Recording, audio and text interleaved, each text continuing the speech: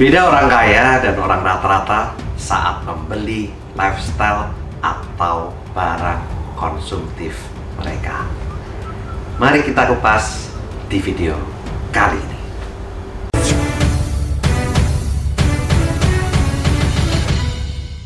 Yang bedakan antara orang rata-rata dan orang kaya bukan hanya dari gaji atau penghasilan yang mereka terima, tetapi yang terutama justru dari bagaimana style atau cara mereka menggunakan uang hasil kerja atau wealth creation mereka. Di video saya yang pertama yang berjudul Rich vs Crazy Rich, saya mengatakan bahwa orang rata-rata cenderung menggunakan uang mereka untuk lifestyle atau gaya hidup agar mereka terlihat kaya dengan cara beli handphone bergonta-ganti, kuliner, dan upload ke medsos seperti Facebook atau Instagram, berlibur dan menginap di hotel yang mewah, membeli barang-barang branded seperti tas, sepatu, sabuk, dan lain-lain. Saat orang rata-rata menerima uang, mereka hanya punya dua pos, yaitu pos need atau pos kebutuhan dan pos want atau pos keinginan. Saat uangnya kurang untuk membeli pos want atau lifestyle mereka, orang rata-rata cenderung berhutang sehingga mereka punya satu pos tambahan lagi, yaitu pos untuk bayar utang atau pos debt. Orang rata-rata tidak punya aset, tidak punya pos investasi, tidak punya pos saving untuk kehidupan mereka, tetapi mereka punya banyak utang. Sebenarnya banyak sekali orang rata-rata yang karirnya itu naik, gaji juga naik setiap tahun, tetapi kenapa mereka bukannya bertambah kaya, tetapi justru bertambah banyak utangnya? Karena orang rata-rata seringkali salah dalam mengelola uangnya. Seringkali peningkatan karier disertai juga dengan peningkatan lifestyle agar mereka terlihat kaya dan dipandang sukses oleh relasi, keluarga, dan masyarakat sekitarnya.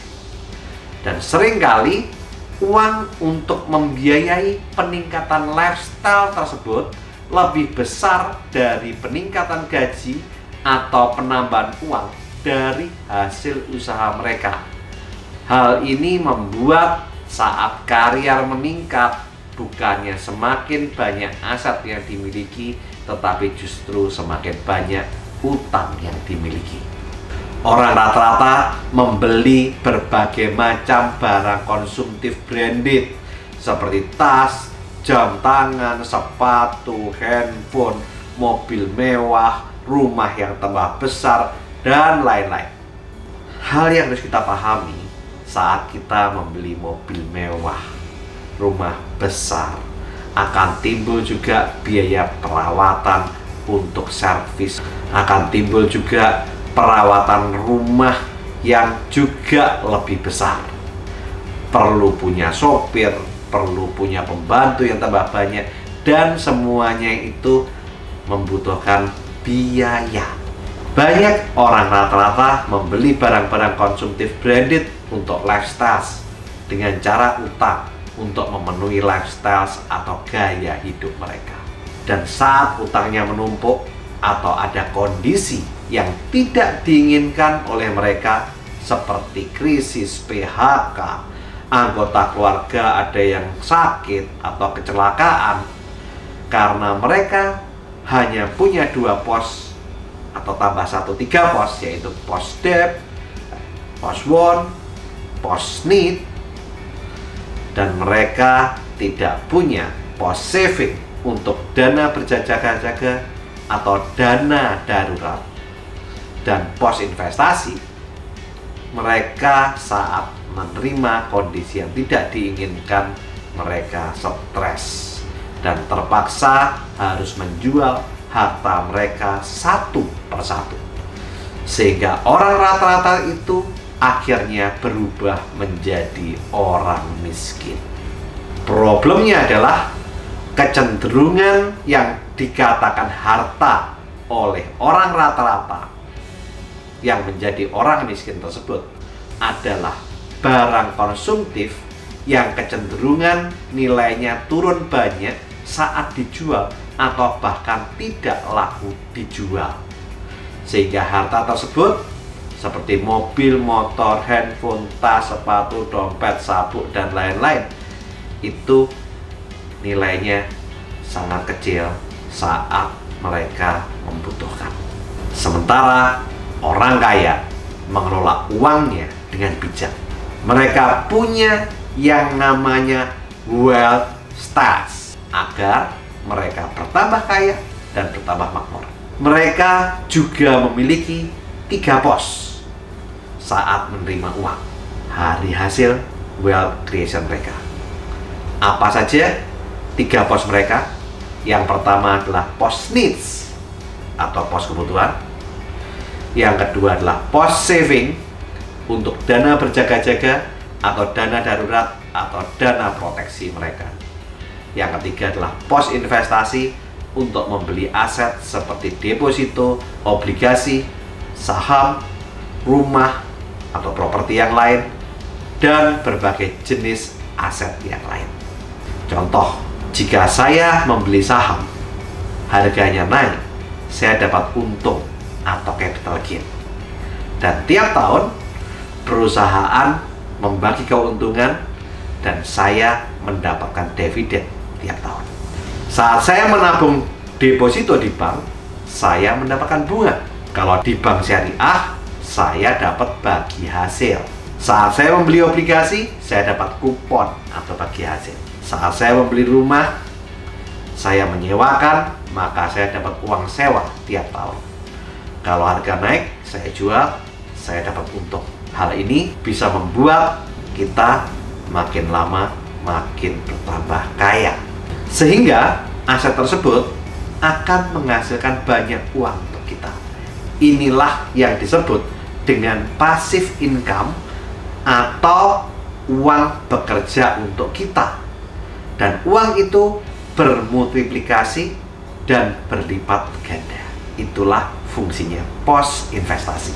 Apakah orang kaya tidak punya pos bond atau keinginan? Jelas mereka punya, bahkan sangat punya. Mereka punya bukan hanya sekadar keinginan, tetapi mereka punya impian yang sangat besar.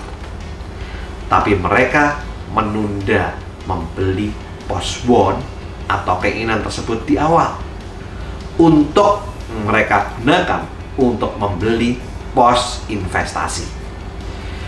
Setelah investasi mereka bertumbuh dan berkembang, aset mereka bertambah, mereka baru akan membeli pos bond atau pos keinginan dan impian-impian mereka satu demi satu dari hasil pos investasi. Orang kaya membuat wealth style mereka untuk membeli lifestyle mereka. Bagaimana cara orang kaya membeli pos bond atau pos keinginan atau pos lifestyle-nya? Yang pertama, orang kaya membeli lifestyle-nya hanya 10% dari total uang atau aset yang dimilikinya. Saya ulang ya, orang kaya membeli lifestyle-nya hanya 10% dari total uang atau aset yang dimilikinya. Contoh, misalkan orang kaya ingin beli mobil Mercedes-Benz seharga 1,5 miliar, maka dia baru akan membeli Mercedes-Benz tersebut setelah asetnya mencapai 15 miliar. Sehingga saat asetnya mencapai 15 miliar, dia akan datang ke showroom Mercedes-Benz dan membeli mobil tersebut 1,5 M secara cash. Sementara orang rata-rata seringkali membeli lifestyle mereka 10% dari harga barangnya dengan cara mencicil atau hutang.